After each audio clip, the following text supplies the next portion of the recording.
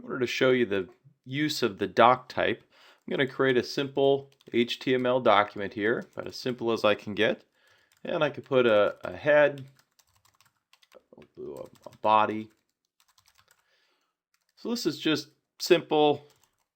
We'll call this our hello world. And this is about as basic as we can get. And you'll notice I have the HTML, the head and the body. If I now go open that, you'll notice that Chrome, the Google browser, is perfectly happy to display that hello world. It understands that.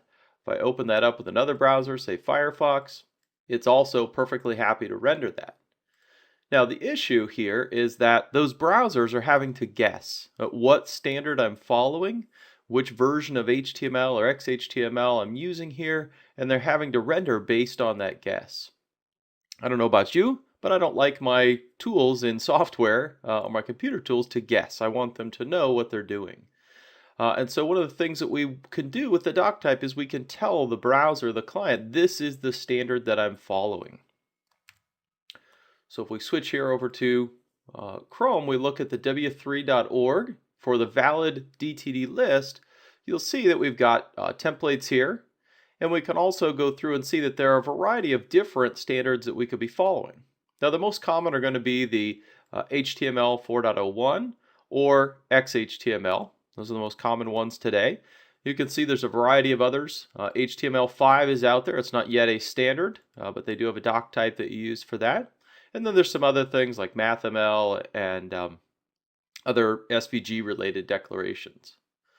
But if we take this same HTML now, we'll just copy that.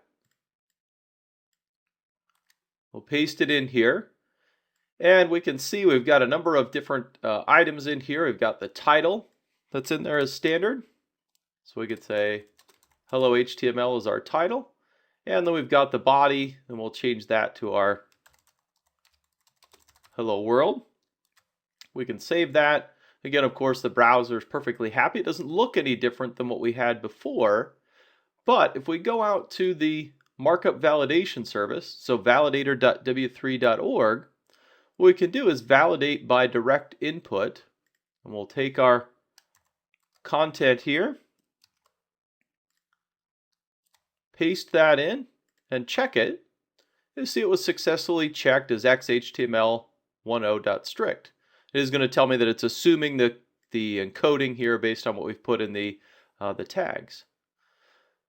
So what happens if, for example, we come in and take out the P and we revalidate?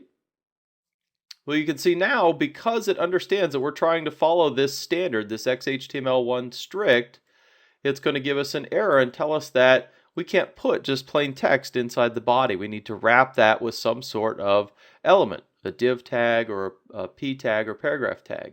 And so that document type declaration is your contract with the client that says, I'm following this particular standard. These are the items that you can expect from me. Now again, there are many different standards out there we can follow or that we can use in terms of document type declarations. Even for HTML4, you can see we have a strict, a transitional, and a frame set. Likewise for XHTML. The strict means we're going to follow only those items that are actually in the standard and have not been deprecated.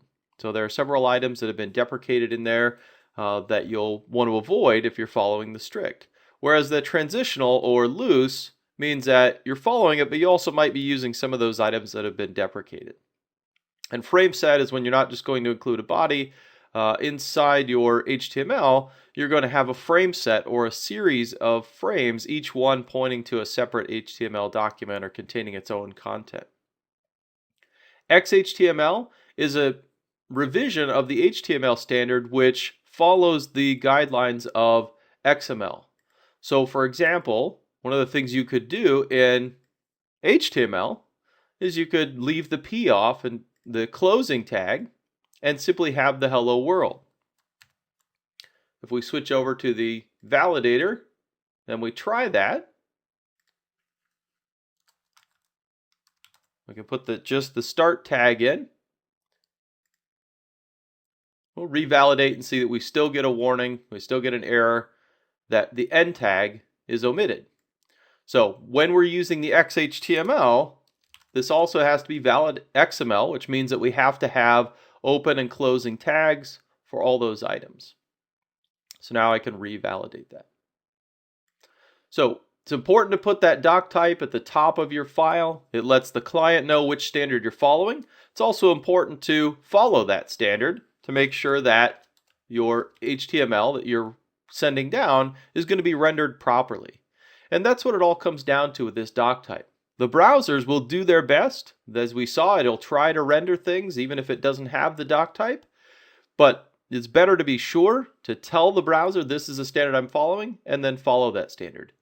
Whatever HTML editing tool you choose, as long as it's not something like Notepad here, you will most likely get that kind of guidance from a tool. A Visual Studio or another HTML editing tool is going to show you where you have errors, where you're not following the document type that you've declared at the top.